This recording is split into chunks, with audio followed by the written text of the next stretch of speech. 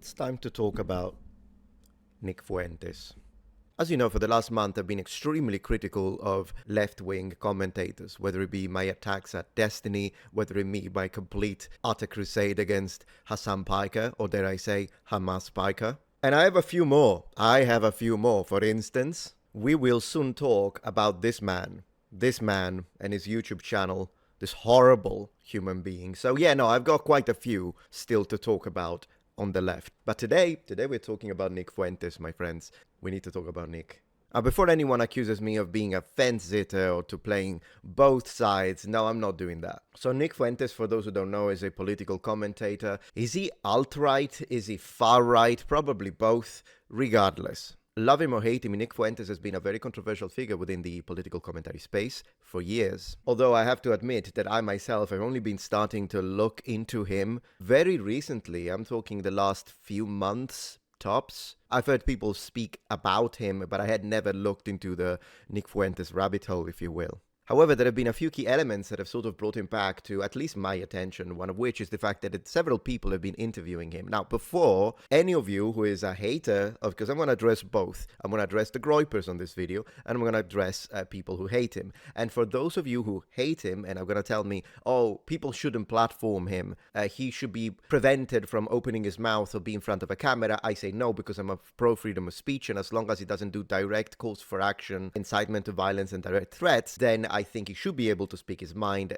regardless of how heinous some of the things he says are. So for the people that are going to attack other YouTubers for interviewing him, that's a you problem. I disagree with that, and I think it's fine to speak with everyone, regardless of whether or not you agree. In fact, that's what a debate is. That's what discourse is. And if you think that his thoughts, political ideas, and outlook on society are horrific, then let him speak, and his words will condemn themselves. Right? Because if you instead say, no, don't platforming anywhere, then it means you're afraid of him, which is also why I decided to speak about it today. But also, of course, among these interviews, we've got the most recent one, I think it's from 4 days ago, as I'm told here, with Tucker Carlson. An interview, I must admit, that really surprised me in the sense that not only I heard Nick say something that I guess it's not the first time he says it, but I wasn't expecting that. I'll get to that in a second. But also the way Tucker Carlson conducted it, it was strange. He was not a journalist in this interview. He didn't press. He didn't present any counter-arguments. And in fact, he didn't do even the most basic follow-up questions. I do understand journalistic neutrality when it comes to addressing a guest. You're not there to shun and point the finger and say, shame on you. No. But at the same time, I'll show you directly. I'm speaking too much. Check this out. So it was like mid-December. Late December. It's actually funny. It was December 18th. I remember because that's an important date to me. And it's Joseph Stalin's birthday. Oh. I'm a fan. You're a fan of Stalin's? Mm-hmm. Oh, I was an admirer. But we don't need to go into that, I guess. Well, that's... okay, let's get back to it. We'll circle back to that. It was weird because... He never circled back to that. That's what I mean. If I was the interviewer, not that I'm a journalist or anything, but if I was the interviewer here, I would have asked Nick, okay, Nick, can you explain to me why you're a fan of Stalin? What is it that you think is admirable of Joseph Stalin? I'm very curious about that. Please expand. Not we'll circle back to that in a little bit of an awkward voice, and then you never do. The reason I mentioned that, it was almost like, because I woke up that day and I was like, oh, it's December 18th. And I was just like very acutely aware of like, today's like a strange day. This is the day that the attempt happened. So it was like... Okay. This is not the only clip we're going to share. I've got a few also because he addressed this and clarified it. So I'm going to share that. Personally, I hate Stalin. I generally tend to hate all forms of totalitarianism. So whether it be Stalin, Hitler, or Mussolini, or Franco, I do have a problem with that sort of 20th century totalitarian dictatorships. All of them. I know that he has said some words about Hitler. So I was aware of that. Therefore, some of the clips when he's praising Hitler, they don't come as at a surprise to me. I kind of already knew that. Of course, I disagree with those. We'll get into that. But I was not expecting freaking Stalin, to be honest. Now, due to the fact that Carlson did not do his job right, I will do his job for him, and I found some clips where Nick sort of expands on this matter. However, before we continue, I need to say this. I am aware that people have showed up at Nick Fuentes' house with the intent of harming him, whether it be people that were just harassing there. I watched the police camera with the crazy lady and after he was doxxed, or people with an actual firearm who most likely wanted to attempt his life. This is wrong. So no matter how strongly I disagree, and I find some of his statements abhorrent today, I don't condone that. That's wrong. We should never do this. And I would say the same for Hassan Paike, whom I hate. Don't go to these people's houses. Don't dox people simply because they say stuff that you strongly disagree with. And you'll see why. I also take it somewhat personal due to my family history with totalitarian regimes. I'll get back to this, but I did want to underline this. That was wrong. It doesn't matter what he says. You don't go to someone's house and try to harm them just because you disagree with them politically. No more Charlie Kirks. Next explanation. Didn't he commit a genocide? That is what they say. He didn't commit a genocide? Well, I mean, I don't know, but what do you mean you don't? there's a lot of dispute about, was it intentional, was it overstated? How do you unintentionally commit a genocide? Because he didn't really when they say it's a genocide, they say that what happened was he collectivized agriculture in Ukraine. Okay. So instead of having all these independent small farmers, he wanted the government to own large farms. Mm-hmm. I think it's been a long time since I read up on the Soviet history, but so he went in there and forced agriculture to be collectivized with these brutal 5-year plans, really high quotas, and it didn't really work, and a lot of people starved and died from it. And so people then say, well, that was intentional. They were trying to kill all the Ukrainians. And I don't know if it was intentional, and I think maybe it's overstated how many people died. And he was an American? He was in Stalin. You said he was from Georgia? From the country, Georgia. Oh, oh my gosh. Okay. Well, no comment. It's okay. I was like, he was an American? No, okay. Yeah. All right. So I have a lot more to say, and there is a lot more analysis that I want to provide for this video. But before we do that, I have a massive announcement for you. You're not going to want to miss this. You noble ones have been asking me, come on, Metatron, write a book. When are you writing your book? Hey, have you been thinking about writing a book? Have you ever thought about writing a book? You should totally write a book. It's happening. It only took me 12 years because, I'm one of those people. But I'm here. I decided. I'm committed. I'm writing a book. There are plenty of ideas that I had in mind on the sort of book that I could write, but I decided all of these are great ideas, but I should start with the easiest book for me to write so that I can get it from me to you as quickly as possible, and that is a book about learning languages. I speak 7 languages, one of which is English, which is my second language, of course. Not only I have developed a method, as many of us who are multilingual on this space, I'm not gonna say the word, a polyglot. Sue me. But the reality is that apart from the techniques that I've applied onto myself as I was trying to reach a decent level of fluency in all my target languages, I've also taught for a decade, 10 years, foreign language acquisition to all sorts of different age groups, from elementary kids to middle schoolers, high school, all the way up to university through the EU funds of university and research. I decided that I could put together a book which contains in 8 well-organized chapters every single method, everything that I have learned from 10 years of teaching plus the several years that I've myself dedicated to language learning, all condensed into a simple to read, easy to understand book. The book will be focused on you, recreating a scenario in which you would be a student in one of my classes. And I've already put down a lot of groundwork, so I'm not coming here with an idea, I'm coming here with a fully fleshed project. All of this is lovely, but I have to write it. So, due to the fact that I'm running 5 YouTube channels simultaneously, plus several other platforms in order to, provide for my family and whatnot, that is my job. Just to give you an idea, this is what my Google Calendar looks like. This is why you will find a link to a GoFundMe page when it comes to this project and my idea, or in fact making this dream of becoming a new author come true. The idea of kickstarting your new career or a new book is very common in the book writing space, and I do hope that some of you will consider the possibility of investing $5 to support this project. And kickstarting your project, specifically a book, is a fantastic way to see and sort of gauge public interest. anyone who decides to invest a lot of time into actually fleshing out a full book, all of that is going to need time allocation, resource allocation. And so it's a little bit of a leap of faith, if you will, because you don't know if all of those hours are actually going to create a revenue that would justify the amount of work, because you don't know if people are actually going to be interested in purchasing the book. And crowdfundings and Kickstarters are fantastic because this way we can reach a goal, which in this case is a goal of $6,000, that if I hit, it would mean that it would guarantee a certain number of books that are most likely going to be sold, since people are interested in supporting the project. At least a degree of success will happen. So please consider clicking the link in the description and making this happen. My promise to you is that if you do support this project and we reach our goal, I will get this book into your hands within 1 to 3 months tops. And you can imagine, if I make a public promise like this, it is very important for me to keep it. It means that I know that this is the time that I'm going to need to produce the book. Time frame. A well-polished language learning book that it's not AI, it's not sensationalism. You know it's from a source that is trusted, from someone who actually does speak these languages and has direct experience into the language learning space at a professional level. And I've already organized every chapter with every subchapter. Let me show you. Hey, now I feel like I'm reacting to my own channel. So, short path to fluency, success in foreign language acquisition. And here is the table of content which I've already created. So, chapter 1, your first steps towards success. Chapter 2, key to superior pronunciation. Chapter 3, building a solid foundation. Chapter 4, vocabulary mastery.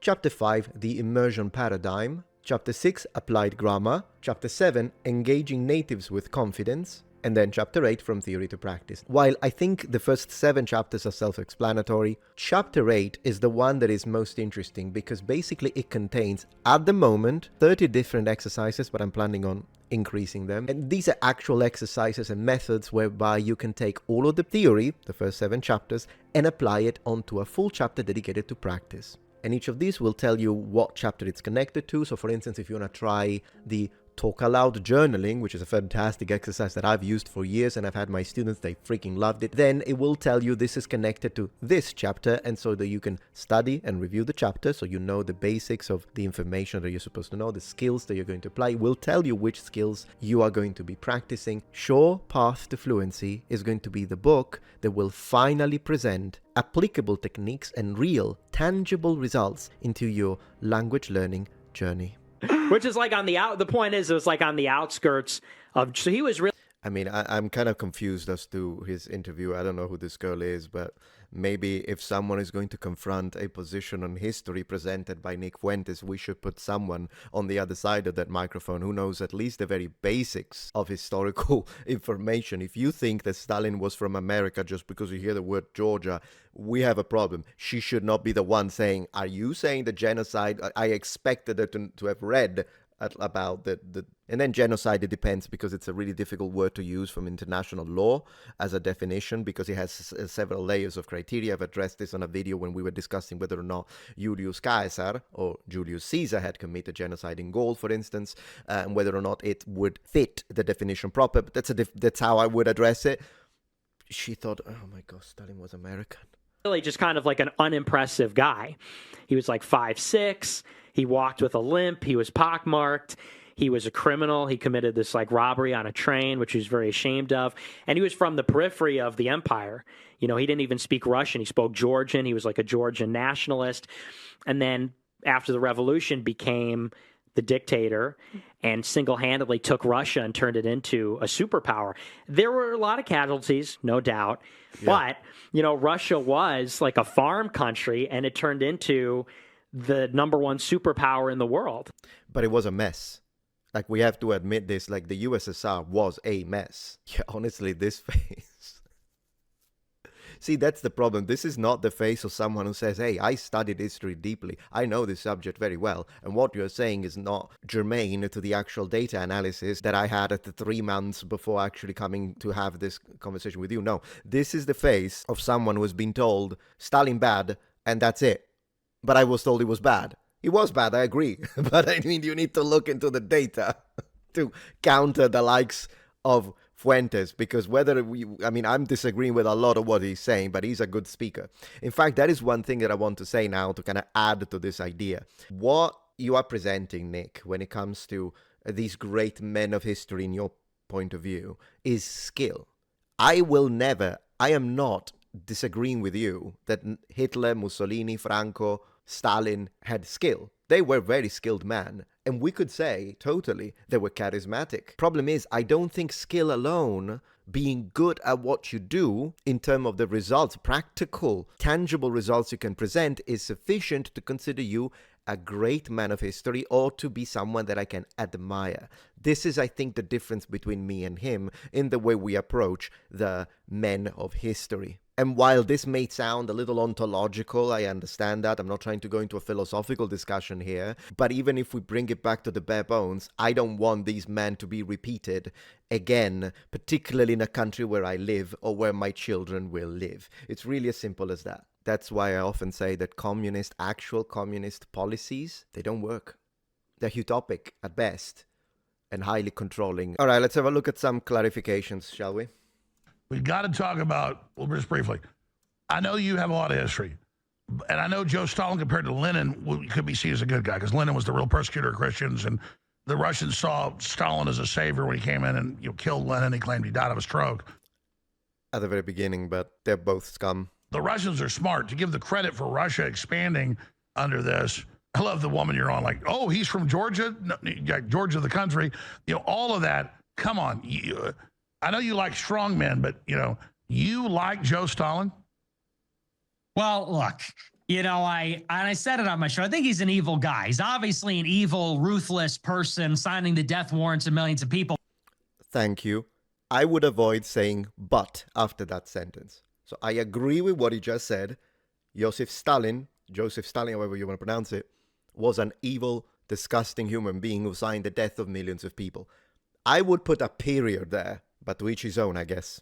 But what I've always said, obviously an evil, ruthless person signing the death warrants of millions of people. But what I've always said is he is like the archetypal great man of history. He is the archetypal great man of history. No, Nick Fuentes, I'd say I will strongly disagree with this statement. To me, the archetypal great man of history, well, personally, I would choose Yehoshua or Jesus, but I understand that the atheists are going to explode on me here saying it's not historical. I have several videos on Jesus' historicity, link in the description.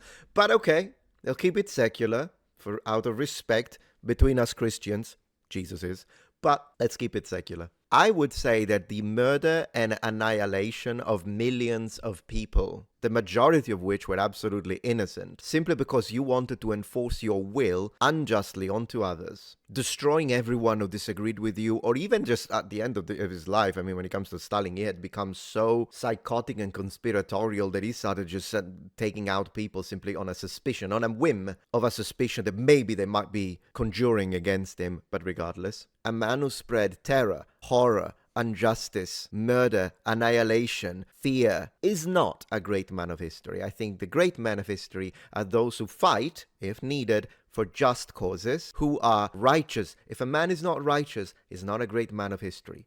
At least that's the way I think of it.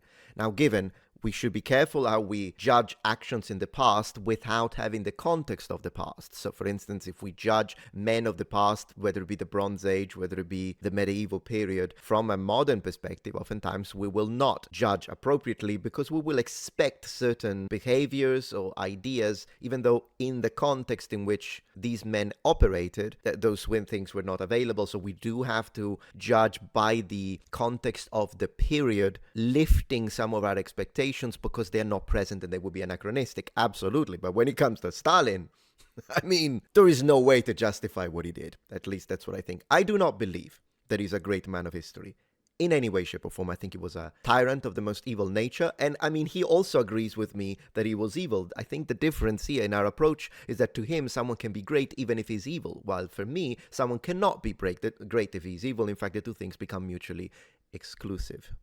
And the reason being is because he runs a dictatorship within the party. The party totally controls society. It's all on him. The buck stops with him. And when you look at where he started and where he ended, he gets total power in, like, let's say 1928. He dies in 1953. Over this 25-year period, He takes Russia from a total peasant country, failing, wartime communism, new economic plan, and he transforms it to this industrial nuclear superpower.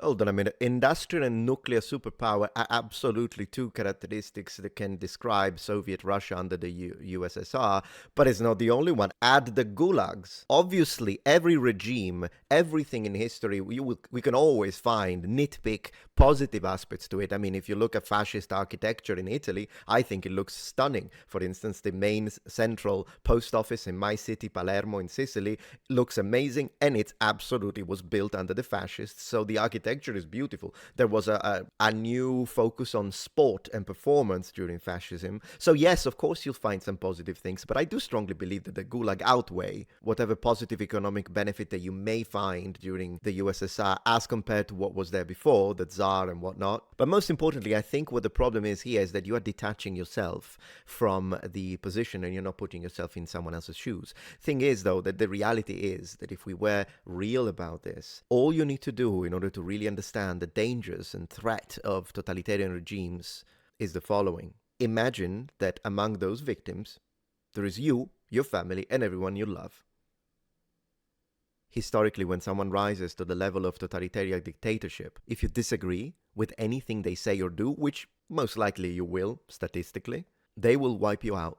Would you like that? The only reason why people admire totalitarian dictatorship is because somehow they have this fantasy whereby, but they are on my side and the people that are being destroyed are my enemies. Yeah, of course, when you imagine it like that, I can see how that can seem enticing, particularly after the horrible things that have happened recently. But think about what happened to Charlie Kirk. That is exactly an expression of fascist and totalitarian modus operandi. I liked Charlie Kirk. I know Fuentes didn't like him. However, after his death, Fuentes did start speaking positively about the guy, didn't he? Whether that was real or not, it doesn't matter. Fuentes did condemn the assassination of Charlie Kirk. I think it was a political move, but regardless, if you do that, then you're condemning the very thing you're praising, which is an act of totalitarian imposition of your will.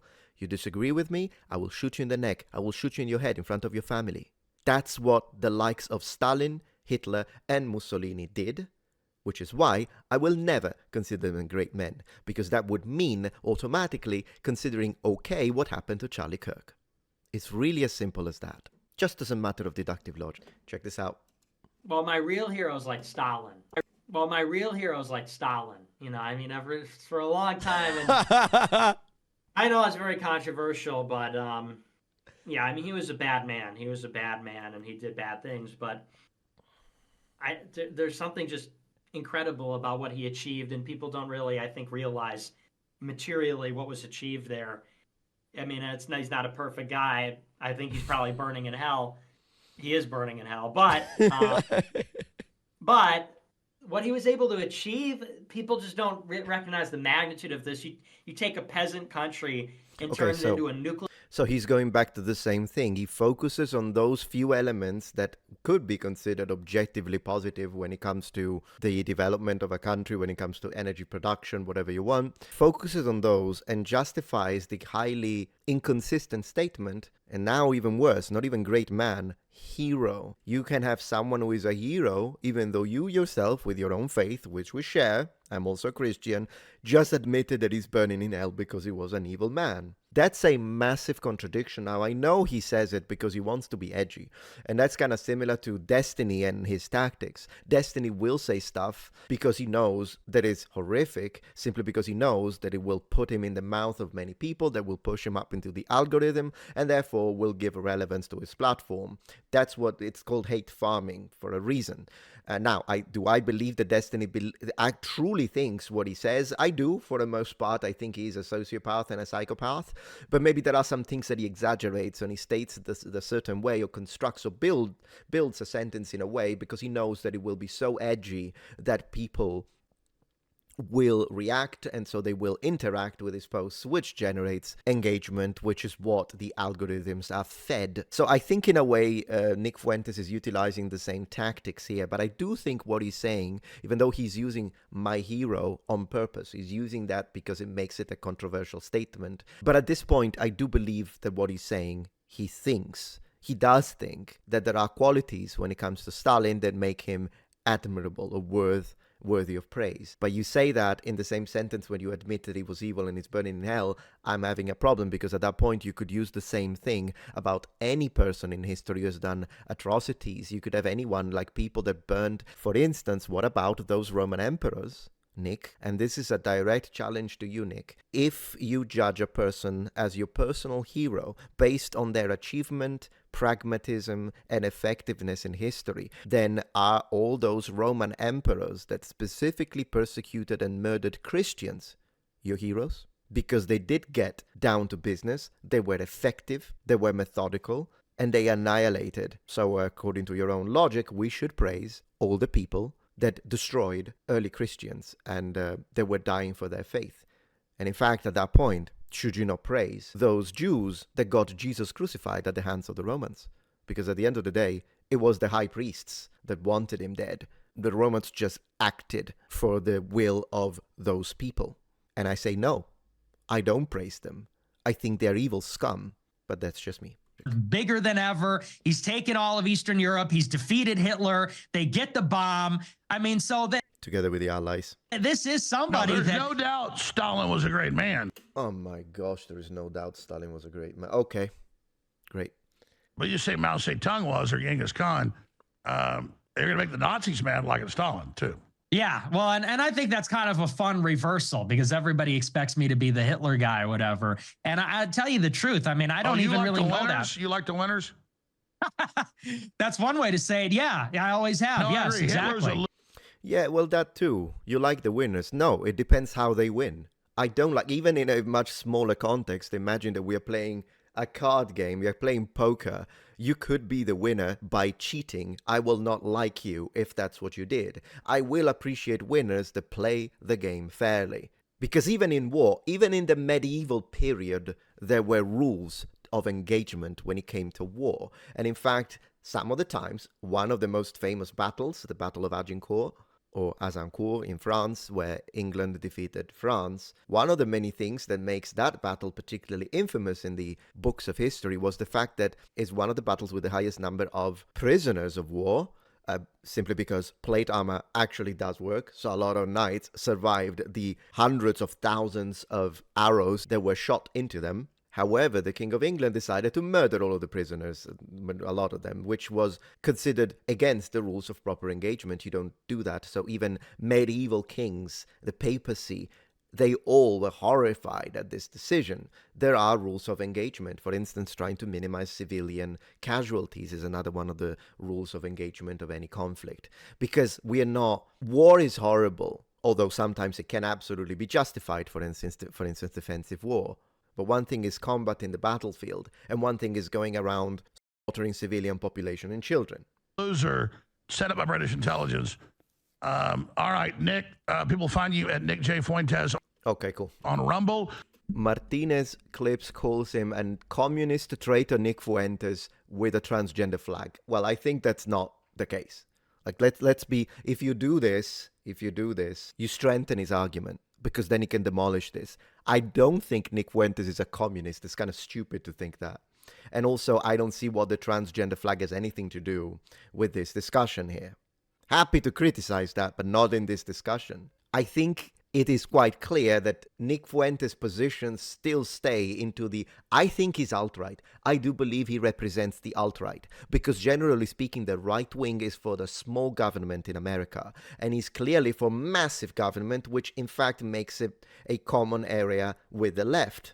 Massive government, huge government intervention. But he's clearly no communist. I mean, come on. He's not a communist. He's just someone who is for massive government, extremely authoritarian at this point. I am somewhat authoritarian myself, I've discovered in the last few months, but not to this extreme.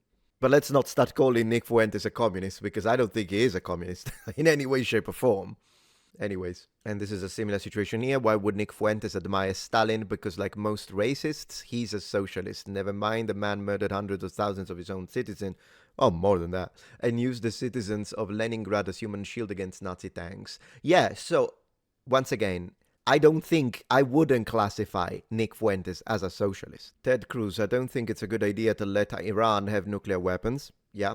Tucker Carlson, how many people live in Iran? Tell me right now. Nick Fuentes, I'm a big fan of Joseph Stalin, have always been an admirer. Tucker Carlson, nothing to see here, let's move on. Exactly. That, in fact, was the weirdest thing of the entire interview, and I'm going to keep saying this. I'm going to hitting the hammer on that one, because absolutely that was the weirdest thing. I mean, if you're inviting Nick Fuentes, you need to expect that he's going to say some really strong stuff, like, for instance, his position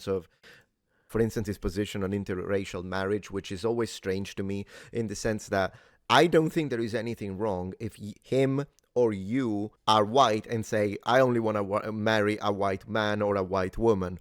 No, that's fine. That's your personal preference. There's nothing wrong with it. I would say the same if you're a black person and you prefer, in fact, that's the thing. That's the problem then with the left. They will point the finger and say, oh, you're a racist ethno-nationalist because you're a white person and you only you're a white man and you only want to marry a white woman. No, it's nonsense. Shut up. But then if it's a black person who says, I want to marry within the black community because we can share a culture, we can share an understanding onto life, then the leftists are all like this. Yeah, that's absolutely disgusting behavior. I personally don't think there is anything wrong, whether it be a black person, a white person, an Asian person, a Japanese, for crying out loud, a Chinese national who says, I want my wife to be Chinese. Nothing wrong with that. So I don't have a problem with Nick Fuentes having stated publicly that he would only want to marry a white woman. There's nothing wrong with that. But I do say that I don't feel I'm in the position to go and tell others what they should do. So if an Italian national wants to marry a Chinese woman, there's nothing wrong with that. It's their choice. Why am I going to have to go and mind other people's business and say, no, you should marry based on ethnicity, not based on whether or not you love that person? Yeah, that's nonsense to me, so I disagree strongly with that. And of course, it doesn't matter to me who marries whom. Also because, I know that he knows this, he says it himself, but I would like to remind Nick Fuentes that if his parents thought the same way as he did, considering Fuentes as a surname, then would he even exist? Now, given sometimes in census, because I have to be objective here, sometimes in census, when you look at ethnic percentages within given population clusters, particularly in the US, whether or not usually you add Italians in those as white now. You didn't before, but it's like Italians have become white in the perspective of America now. Not everyone, because people do tell me you're Italian, you're not even white, and I'm like, I am white, thank you. But whatever, regardless. When it comes to Hispanic, sometimes there are some Hispanic that objectively look white. So sometimes in some senses, sometimes some percentages are lower, sometimes some percentages are when it comes to what percentage of Americans are white, go all the way up to 63.47%. And that is because they're also including some Hispanics, because some Hispanics do look white. I guess it depends how you want to look at it. I mean, the guy looks white, but I'm just saying it is not my business personally to go and tell people who they should marry. So I personally have no problems against interracial marriages because I think it's down to the freedom of the individual. All right, so I think I'm done with this video for today, and I might make another one on his opinions on Hitler, because again, I have personal family history with the likes of the Austrian Painter fan club, but maybe for another video. Thank you for watching. If you appreciate my content so far and wish to help ensure my ability to continue to tell it how it is, regardless of any possible backlash, please support this channel on Patreon. Any support helps me and my team of academics keep the channel strong and gives us the means to fight back against the political rewriting of history. Stand with us, form the wall, defend the truth.